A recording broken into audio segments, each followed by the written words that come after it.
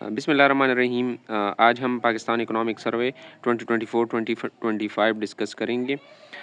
जो की कंटेंट्स है उसमें है कि ग्लोबल इकोनॉमिक सिचुएशन यानी जो ग्लोबली जो इकोनॉमिक सिचुएशन है वो क्या है और उसको हम पाकिस्तान के साथ फिर कंपेयर करेंगे। ठीक है, उसके मुताबिक हम डिसाइड करेंगे इंक्रीज़ और डिक्रीज़ का। ठीक है, इसके बाद ग्रोथ एंड इन्वेस्टमेंट की बात करेंगे, एग्रीकल्चर सेक्टर की बात करेंगे, मैन्युफैक्चरिंग एंड माइनिंग की बात करेंगे, फिस्कल डेवलपमेंट की बात करेंगे, मनी एंड क्रेडिट की, कैपिटल मार्केट की, इन्फ्लेशन की, ट्रेड एंड पेमेंट की, पब्लिक डेब्ट की और एजुकेशन की, हेल्थ न्यूट्रिशन की। ठीक है, population, labour force and empowerment, transport and communication, energy, IT and telecommunication, इसके बाद सोशल प्रोटेक्शन और लास्ट में क्लाइमेट चेंज। ठीक है, ग्लोबल इकोनॉमिक ग्रोथ की बात करें तो एस्टिमेटेड 2024 में जो थी वो 3.3% पे थी। ठीक है, 2025 में 2.8% है, यानी बिफोर रिकवरिंग स्लाइडली टू 3% इन 2025, तो दोबारा 2026 में जो है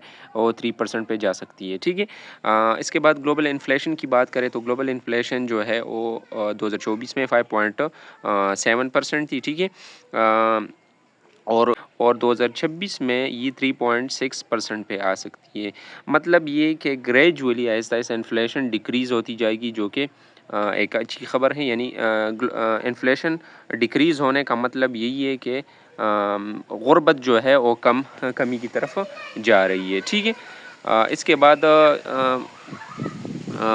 कहा जा रहा है कि ग्लोबल ट्रेड वॉल्यूम जो है वो 3.8% 2025 में 2024 में उसमें इतनी ग्रोथ हुई है। ठीक है, इसके बाद बताया जा रहा है कि it is projected to accelerate to 1.7% in 2025, यानी 2025 में ये 1.7 पे हम कह सकते हैं कि डीएसेलरेट होगी। उसकी वजह ये है कि जो टैरिफ रिलेटेड अनसर्टिनिटी है, जो आपने देखा होगा कि यूएस और चाइना के दरमियान जो टैरिफ वार जारी थी, ठीक है, उसी वजह से। ठीक है, इसके बाद ये बताया जा रहा है कि ये शिफ्ट या ये जो ग्लोबल इकॉनमी है, इसमें ये इंक्रीज़ डिक्रीज़ की वजह भी बताई गई है कि अनसर्टिनिटीज़ जो है, जो टैरिफ रिलेटेड है या जो ग्लोबल चैलेंजेस है उसकी वजह से। इसके बाद अगर होली सोली हम बात कर ले ग्लोबल इकोनॉमिक सिचुएशन की, तो ग्रोथ जो है 2.8% स्लो डाउन हो रही है। 2.8% है 2025 में। इन्फ्लेशन जो है वो 4.3%, उसमें भी डिक्रीज़ आ गई है, जो कि अच्छी खबर है। और वर्ल्ड ट्रेड जो है उसमें भी डिक्रीज़ आ गई है, वो 1.7% पे है। ठीक है, इसके बाद अगर हम ग्रोथ एंड इन्वेस्टमेंट की बात करें तो पाकिस्तान जो जीडीपी ग्रोथ है वो 2.68% है फिस्कल ईयर 2025 की। ठीक है, इसके बाद अगर हम इन्फ्लेशन की बात करें तो यहाँ पे बताया गया है कि जो इन्फ्लेशन की जो डिक्लाइन है वो 0.3% है इन अप्रैल 2025 में, जो कि डाउन हुए 17.3% इन अप्रैल 2024 से। ठीक है, इसके बाद एवरेज सीपीआई की बात की गई कि एवरेज सीपीआई इन्फ्लेशन जो कि जुलाई अप्रैल के दरमियान, तो ये 4.7% है। ठीक है, इसके बाद जो जीडीपी है करंट मार्केट में वो इंक्रीज़ हो गई है, 9.1% इंक्रीज़ उसमें आया हुआ है। ठीक है,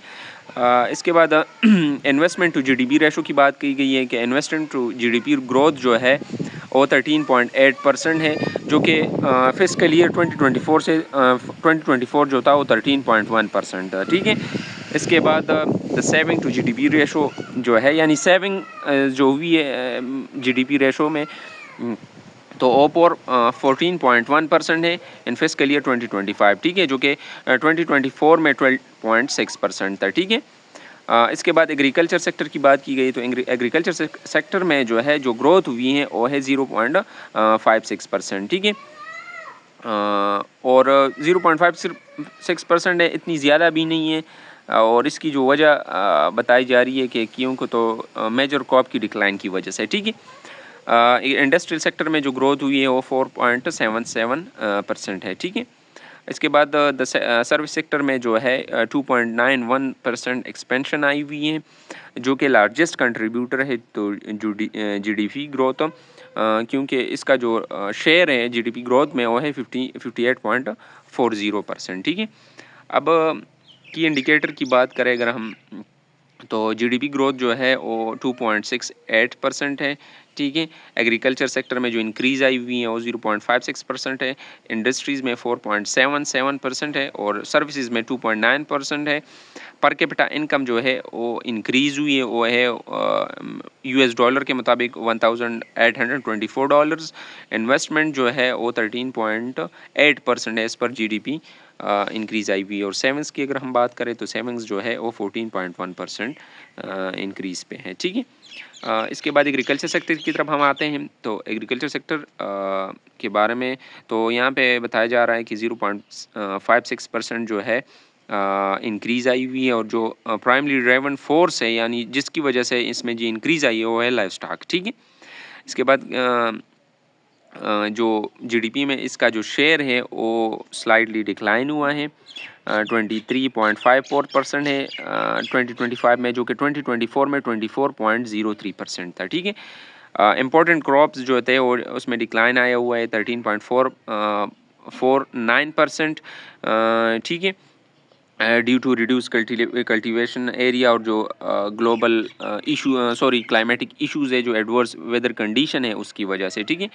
कॉटन में जो है 30.7% डिक्रीज़ आया हुआ है, वीट में 8.9%, इस तरह शुगर कैन में आप देख सकते हैं 3.9%, मेज़ में 15.4% और राइस में 1.4%। यानी जो अगर हम बात करें जो क्रॉप्स है ना उसमें डिक्लाइन आया हुआ है, और जो थोड़ा सा जो इंक्रीज़ आया हुआ है वो लाइव स्टॉक की वजह से आया हुआ है। ठीक है।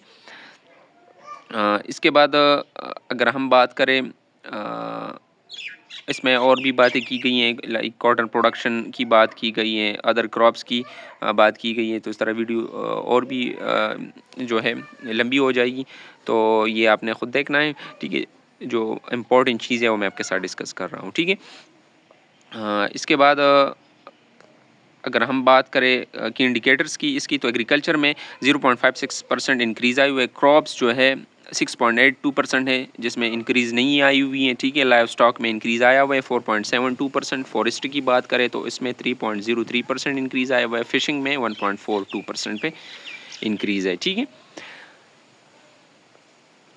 इसके बाद अगर मैन्युफैक्चरिंग और माइनिंग की बात करें हम, तो मैन्युफैक्चरिंग और मैन्युफैक्चरिंग में जो है इंक्रीज़ आया हुआ है, मॉडरेट ग्रोथ आया हुआ है 1.3%। ठीक है। जो कि 3% था प्रीवियस ईयर में। ठीक है। LSM contracted despite of overall macroeconomic stabilization, LSM जो है उसमें 1.5% इंक्रीज़ आया हुआ है। ठीक है। इसके बाद मार्च फिस्कल ईयर 2025 की बात हो रही है। ठीक है। टेक्सटाइल में जो है 2.2% इंक्रीज़ आया 2.2% पे इंक्रीज़ आया हुआ है। ठीक है। वेयरिंग अपैरल्स जो है 7.6% पे है। कोक पेट्रोलियम जो है प्रोडक्ट 4.5% है। और फार्मास्यूटिकल जो है फार्मेसी रिलेटेड चीज़ें जो है वो 2.3% पे है, और ऑटोमोबाइल 40% पे है। ठीक है। इसके बाद माइनिंग इंक्वायरिंग सेक्टर 3.4% है फिस्कल ईयर 2025 में। ठीक है। जो कि स्लाइटली जो इम्प्रूवमेंट आई हुई उसमें जो कि प्रीवियस ईयर में जो थी वो 4% है, 3.4% है। हम कह सकते हैं कि इतनी जो है ग्रोथ नहीं हुई है। ठीक है। इसके बाद अगर हम बात करें डिफरेंट मिनरल्स वगैरह की, तो सल्फ़र की अगर हम देख ले तो उसमें 341.9% है। डोलोमाइट जो है 43.3% है। लाइमस्टोन 34.1% है। मार्बल 20.2% है। और ओचर जो है वो 70.3% है, जो कि एक अच्छी ग्रोथ है। ठीक है। बहुत से मिनरल है उसमें डिक्लाइन आया हुआ है। लाइक क्रूड ऑयल की अगर हम बात करें तो 14.8% डिक्रीज़ आया हुआ है। नेचुरल गैस में भी डिक्रीज़ आया हुआ है 6.8%। और आयरन की अगर हम बात करें तो उसमें भी 20.2% डिक्रीज़ आया हुआ है। ठीक है, इसके बाद अगर हम इसकी की इंडिकेटर देख लें तो LSM ग्रोथ रेट जो है 1.5% इसमें डिक्रीज़ आया हुआ है। ठीक है, टेक्सटाइल ग्रोथ जो है वो 2.2% पे है, जो कि इंक्रीज़ है उसमें। वेयरिंग अपैरल जो है उसमें भी इंक्रीज़ है 7.6% पे है। फूड जो है वो डिक्रीज़ हुआ है, वो 0.5% है। कोक और पेट्रोलियम में 4.5% है। केमिकल्स में डिक्रीज़ आया हुआ है 5.5%। फार्मास्यूटिकल्स में भी इंक्रीज़ है 2.3%। और माइनिंग और क्वायरिंग की बात करें तो उसमें 3.4% डिक्रीज़ आया हुआ है। ठीक है, इसके बाद फिजिकल डेवलपमेंट की बात करें, the government also achieved a fiscal surplus first time in 24 years amounting to Rs 1.896 trillion, यानी 1.7% ऑफ द टोटल GDP। ठीक है, इसके बाद अगर हम बात करें तो टोटल एक्सपेंडिचर्स जो है जो ग्रो हुई है वो 19.4% to Rs 16,337 billion during July March fiscal year 2025। ठीक है, जो कि लास्ट ईयर में थी 13,682.8 बिलियन। ठीक है, तो इसमें ग्रोथ आई हुई है। करंट एक्सपेंडिचर जो है वो इंक्रीज़ हुई है 18.3% पे। ठीक है, यानी जो अखराजात हैं उसमें इंक्रीज़ आई हुई हैं। ठीक है, इसके बाद फेडरल PSDP एक्सपेंडिचर जो है उसमें भी इंक्रीज़ आई हुई है, जो कि 28.6% है। ठीक है, टोटल रेवेन्यू जो है वो इसमें जो इंक्रीज़ आई हुई है वो 36.7% है। ठीक है, जो टैक्स कलेक्शन हुई है उसमें भी इंक्रीज़ आई हुई है। टोटल टैक्स कलेक्शन जो है वो 25.8% है। ठीक है, इसके बाद FBR net provisional tax collection जो है उसमें भी इंक्रीज़ आई हुई है, जो कि 25.9% है। ठीक है, इसके बाद अगर हम बात करें तो प्रोविंसेस जो है collectively recorded surplus of 1053.3 billion, significantly higher than. ठीक है, जो प्रीवियस ईयर से ज़्यादा है जो कलेक्शन टैक्स कलेक्शन की है प्रोविंसेस ने। ठीक है, जो fiscal performance as a whole अगर हम बात करें तो इनकरेजिंग है, इसमें इंक्रीज़ आई हुई है। ठीक है, इसके बाद की इंडिकेटर की अगर हम बात करें तो टोटल रेवेन्यू जो है हमारे साथ इस फिजिकल ईयर 2025 की जो है वो 13.37 ट्रिलियन है। ठीक है, टैक्स रेवेन्यू जो है उसमें भी इंक्रीज़ आई हुई है, जो कि 25.8% है। ठीक है, और जो नॉन टैक्स रेवेन्यूज़ है उसमें 68.0% जो है इंक्रीज़ आए हुए हैं। ठीक है, इसके बाद टोटल एक्सपेंडिचर्स की बात करें।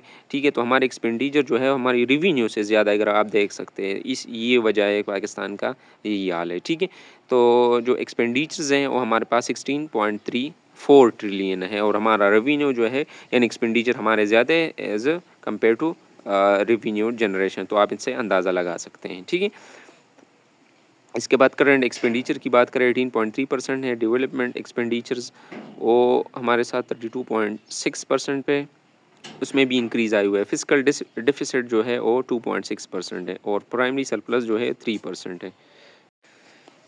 इसके बाद अगर हम मनी एंड क्रेडिट की बात करें तो मॉनेटरी पॉलिसी कमेटी ने जो पॉलिसी रेट है वो रिड्यूस किया है 11% पे, जो कि प्रीवियस ईयर में 22% थी, जो कि एक पीक पे थी। ठीक है, इसके बाद अगर हम बात करें तो during July March fiscal year 2025 में ब्रॉड मनी जो है हमारे साथ वो 4.5% पे इंक्रीज़ हुई, यानी ग्रोथ उसमें हुई है। ठीक है, जो कि प्रीवियस ईयर वो 7.2% थी। ठीक है, इसके बाद नेट फॉरेन एसेट्स की अगर हम बात करें तो वो उसमें भी इंक्रीज़ आई हुई है। ठीक है, जो कि है 1162.7 बिलियन। ठीक है, जो कि प्रीवियस ईयर में 651.2 बिलियन थी। ठीक है, अब अगर हम बात करें नेट डोमेस्टिक एसेट्स की बात करें इंडिया की, तो उसमें भी इंक्रीज़ आई हुई है। ठीक है, as compared to the previous year, जो कि इस ईयर जो थी वो थी 441.4 बिलियन। ठीक है, अब अगर हम प्राइवेट सेक्टर की बात करें तो जो प्राइवेट सेक्टर है उसने बोरो किया है 767.6 बिलियन। ठीक है, जो कि हायर है। ठीक है, लास्ट ईयर से, जो कि लास्ट ईयर में 264.2 बिलियन थी। ठीक है,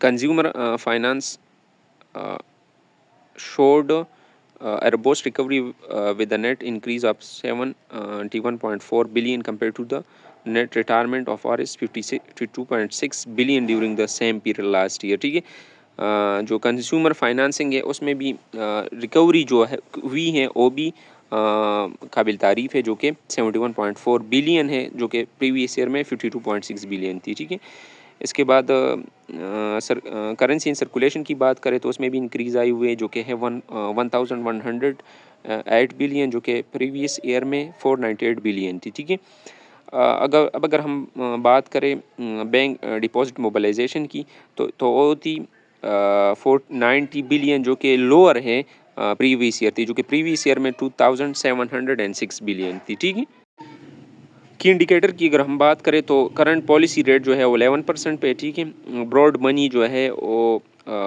1604.1 बिलियन है। ठीक है, 4.5% ग्रोथ है उसमें। NFA जो है वो 1162.7 बिलियन पे है। DA जो है 441.4 बिलियन पे है। प्राइवेट सेक्टर क्रेडिट जो है वो 767.6 बिलियन है। ठीक है, वेटेड एवरेज लेंडिंग रेट जो है 15% है। ठीक है, ऑन एवरेज, और वेटेड एवरेज डिपॉजिट रेट जो है वो भी 8% पे है। ठीक है, इसके बाद अगर हम कैपिटल मार्केट और कॉरपोरेट सेक्टर की बात करें तो पाकिस्तान स्टॉक मार्केट जो है और जो मेजर ग्लोबल मार्केट है ये like US, France and China, उसमें एक पॉजिटिव परफॉर्मेंस हुई है। मतलब हम कह सकते हैं कि ग्रोथ हुई है उसमें। ठीक है, KC 100 इंडेक्स इसमें जो रिकॉर्डेड ग्रोथ हुई है वो है 50.2%। ठीक है, इसके बाद अगर हम Morgan Stanley capital international emerging market index की बात करें तो इसमें जो है 1.4% इंक्रीज़ आई हुई है। ठीक है, और मार्केट कैपिटलाइजेशन और PSX की अगर हम बात करें तो उसमें जो हमारे साथ इंक्रीज़ आई हुई है वो 38.5% इंक्रीज़ है उसमें। ठीक है, इसके बाद अगर हम बात करें तो the number of listed companies at PSX stood at 527 पे नंबर पे है। ठीक है, जो कि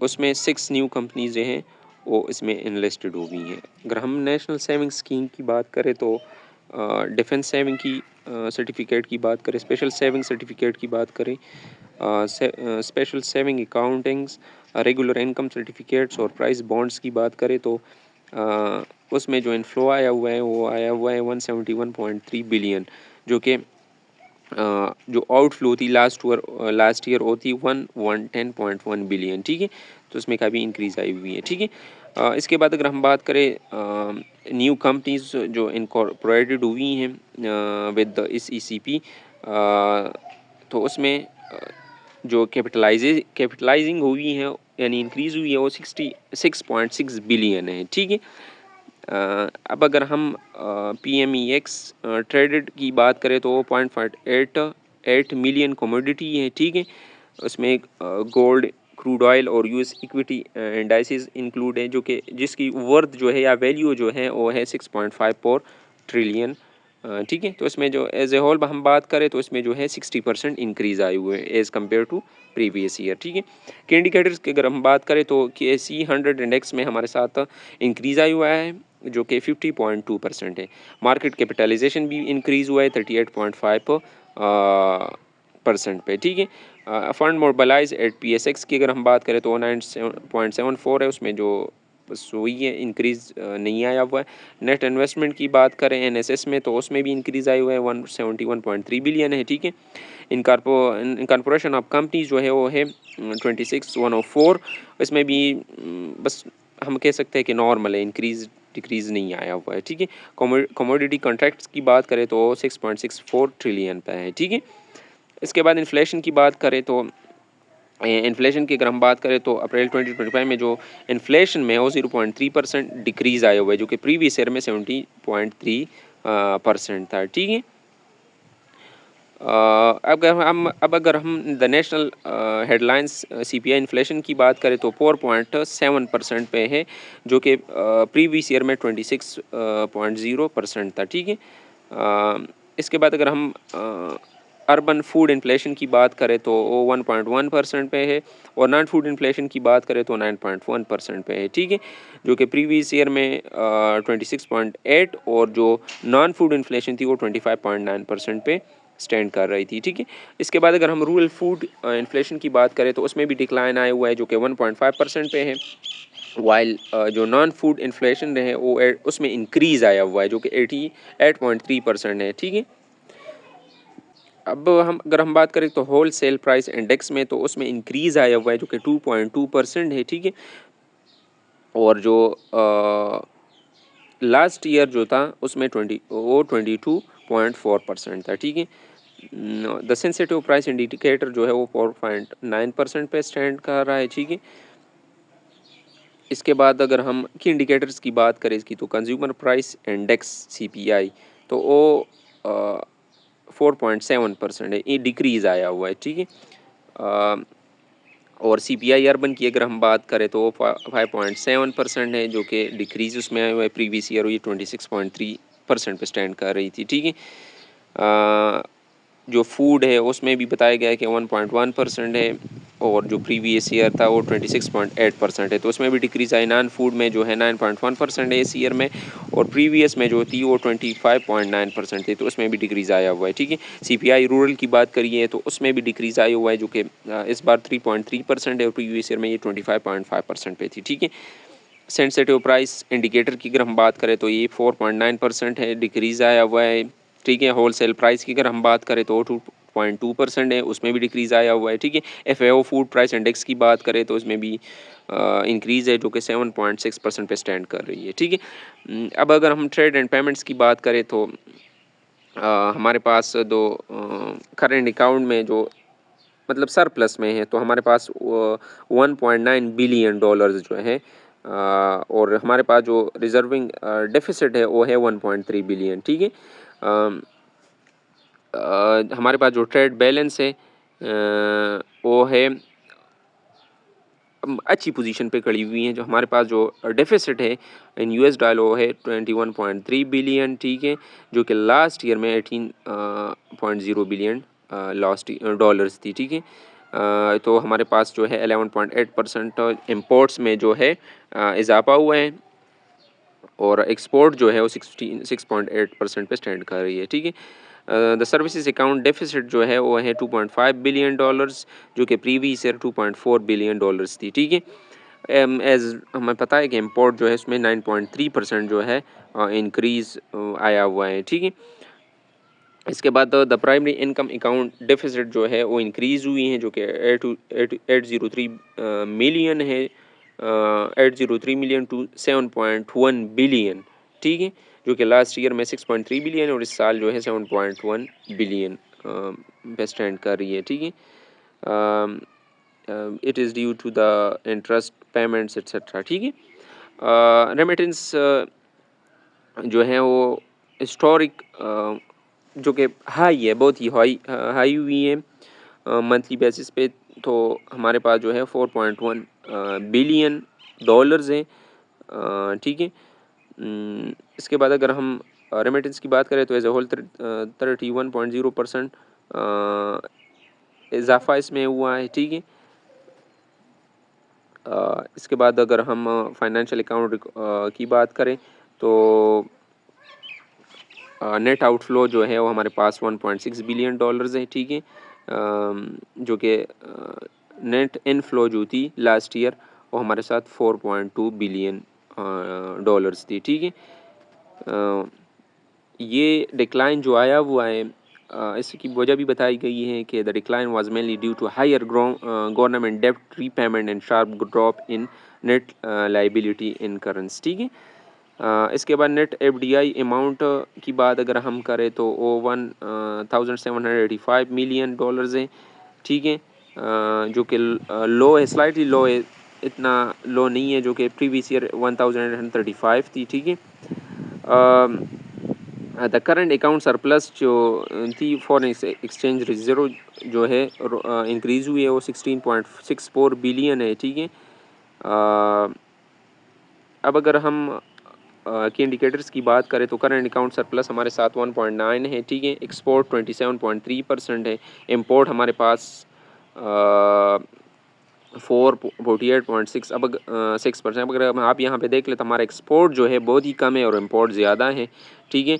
ट्रेड डिफिसिट एंड सर्विस जो है हमारे पास 2.5% है। प्राइमरी इनकम डिफिसिट 7.1 है। रेमिटेंस 31.2% है। फॉरेक्स रिजर्व जो हमारे साथ है वो 16.6% है, ठीक है। और एवरेज एक्सचेंज रेट जो हमारे पास है वो है 278.75 यानी डॉलर की जो कीमत है। इसके बाद पब्लिक डेब्ट की बात करें तो हमारे पास टोटल पब्लिक डेब्ट जो है वो स्टैंड कर रही है 76,007 बिलियन पे, ठीक है।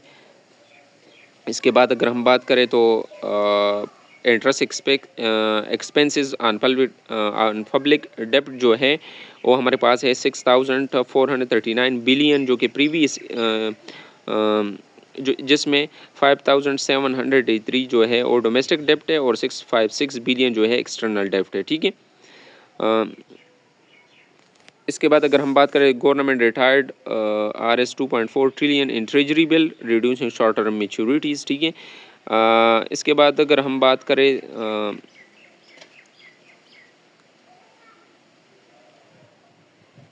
इसमें और ऐसी कोई चीज़ नहीं है, हम डायरेक्ट की इंडिकेटर्स की तरफ जाते हैं तो टोटल पब्लिक डेब्ट जो हमारे पास है वो है 76,007 बिलियन डॉलर्स, ठीक है।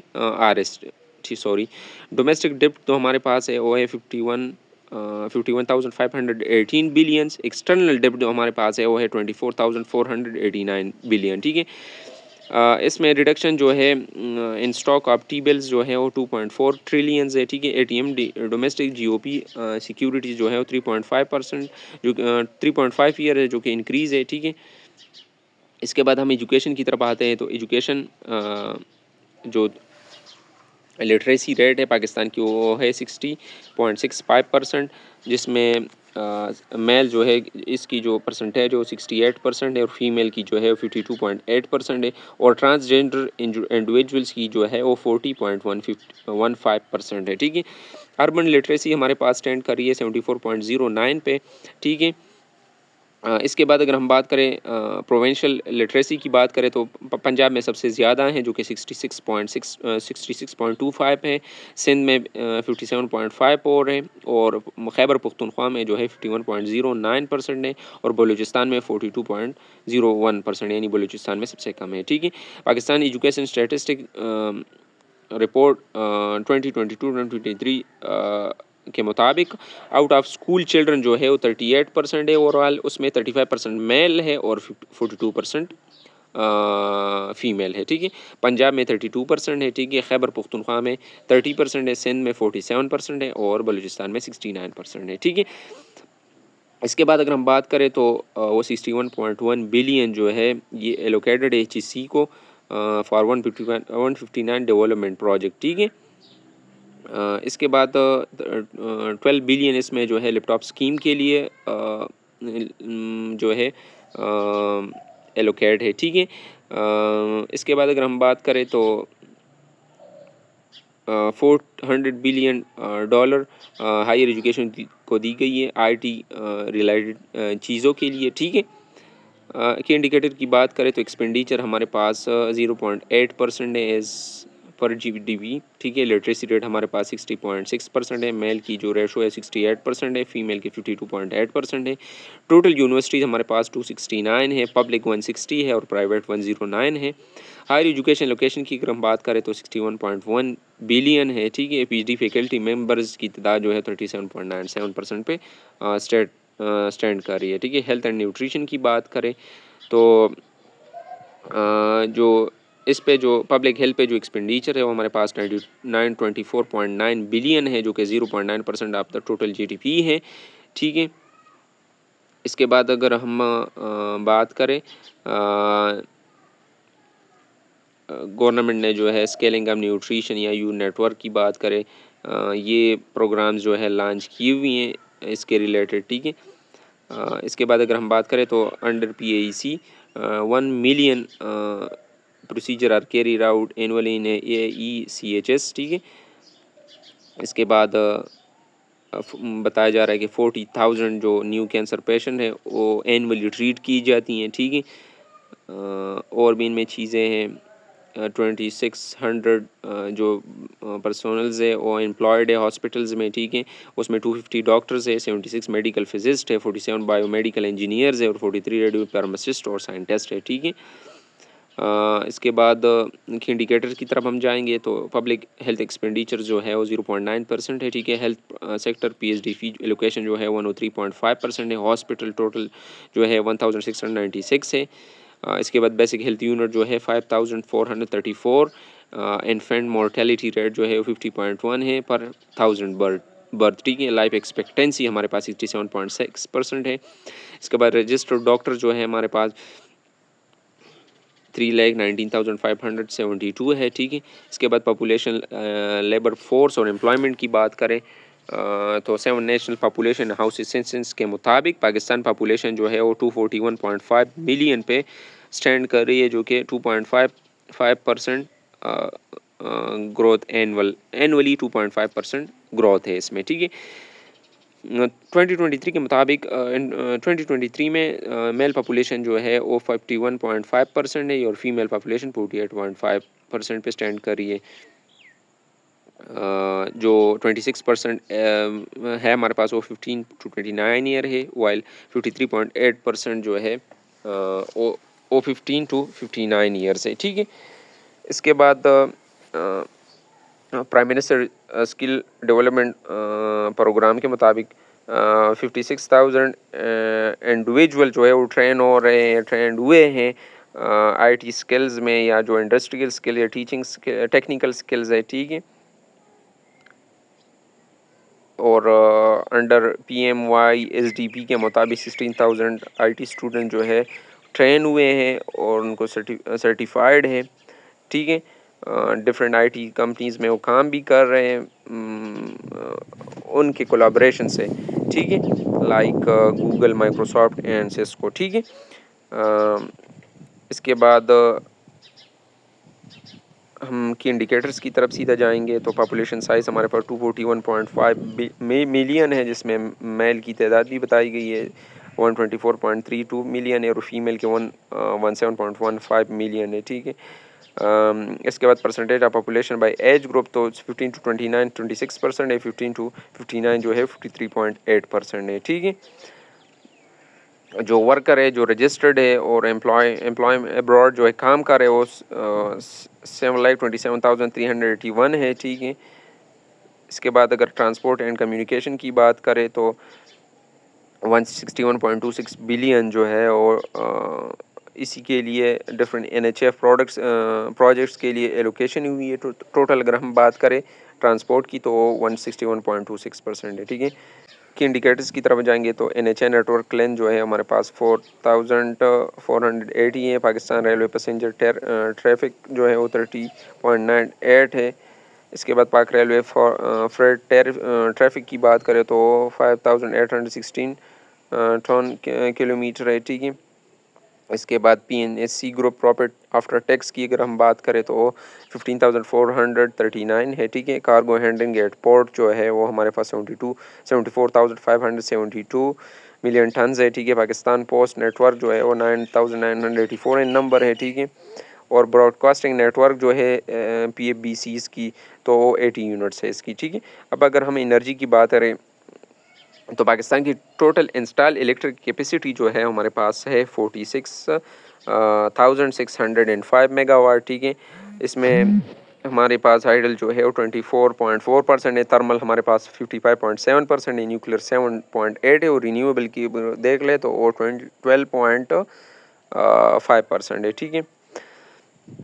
हमारे पास जो फिस्कल ईयर 2025 है उसमें इलेक्ट्रिसिटी जनरेशन जो है वो है 90,145 है, ठीक है। इसमें हाइडल जो है हमारे पास 30.4 है, थर्मल 46.3 है, न्यूक्लियर 19.1 है और रिन्यूएबल 4.2 है, ठीक है। इलेक्ट्रिसिटी कंजप्शन जो है वो हमारे पास 80,111 पे स्टैंड कर रही है, जिसमें हाउस होल्ड में जो कंजम्पशन हो रही है वो 49.6 है, इंडस्ट्रीज़ में 26.3 है, एग्रीकल्चर में 5.7 है और कमर्शियल में 8.6 है। ठीक है, इसके बाद अगर हम पेट्रोलियम प्रोडक्ट डिमांड की अगर बात करें तो 7% उसमें इंक्रीज़ आया हुआ है। ठीक है, इसके बाद पेट्रोलियम इंपोर्ट में भी इजाफा हुआ है जो कि 12,532.2 थाउजेंड टन है। ठीक है, तो आप अंदाज़ा लगा सकते हैं कि हम पेट्रोल की कितने इंपोर्ट्स करते हैं। ठीक है, नेचुरल गैस और RLNG कंजम्पशन जो है हमारे पास वो 2,345 है जो कि, और RLNG की जो है वो 798 है। ठीक है, इसके बाद अगर हम कोल कंजम्पशन की बात करें तो उसमें डिक्लाइन आया हुआ है जो कि 16.17 मिलियन टन है, जो कि लास्ट ईयर 17.3 मिलियन थी। ठीक है, मिलियन टन थी। इसके बाद अगर हम कह लें टोटल इंस्टॉल कैपेसिटी हमारी क्या है 46,605 और टोटल इलेक्ट्रिसिटी जनरेशन हमारे पास 90,145 है। ठीक है, हमारे पास कंजम्पशन की अगर बात है इलेक्ट्रिसिटी की कंजम्पशन जो हमारे पास है वो 80,111 है। ठीक है, अब अगर आप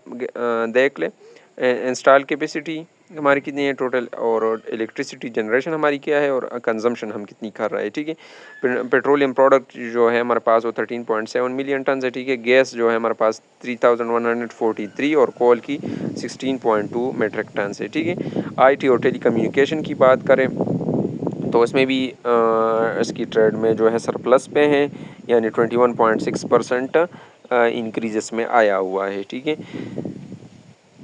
इसके बाद अगर हम बात करें ICT एक्सपोर्ट की तो इसमें भी इंक्रीज़ आया हुआ है 23.7% इंक्रीज इसमें आया हुआ है। ईयर टू ईयर इसमें ये इंक्रीज़ आती है। ठीक है, पाकिस्तान बेस्ट फ्रीलांसर की अगर हम यहाँ बात करें तो 400 मिलियन जो है कंट्रीब्यूट कर रही है। ठीक है, टेलीकॉम सब्सक्रिप्शंस की बात करें तो वो रीच कर रही है 199.9 मिलियन पे जो कि 18.3% है। ठीक है,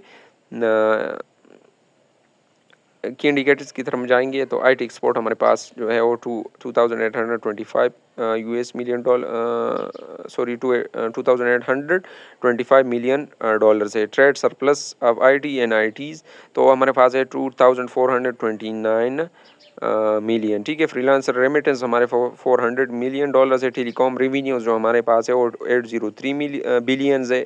ठीक है, ब्रॉडबैंड सब्सक्राइबर हमारे पास जो है वो है 147.2 मिलियन। ठीक है, टोटल टेलीकॉम सब्सक्राइबर्स जो हमारे पास है वो 199.9 मिलियंस है। ठीक है, सोशल प्रोटेक्शन की अगर हम बात करें तो सीधा इसमें मैं के इंडिकेटर की तरफ जाऊंगा, इससे आपको ये सारी चीज़ें जो है आसानी से समझ आ जाएगी। ठीक है, तो हमारे पास PRSP एक्सपेंडिचर और जो है वो 4.26 ट्रिलियन है। ठीक है, बाइसेप एलोकेशन जो है हमारे पास वो है 598.72 बिलियन। ठीक है, इसके बाद PPAF डिसबर्स्ड की बात अगर हम करें तो 2.19 बिलियन है। ठीक है, माइक्रो फाइनेंस की अगर हम बात करें तो 12.37 मिलियन है।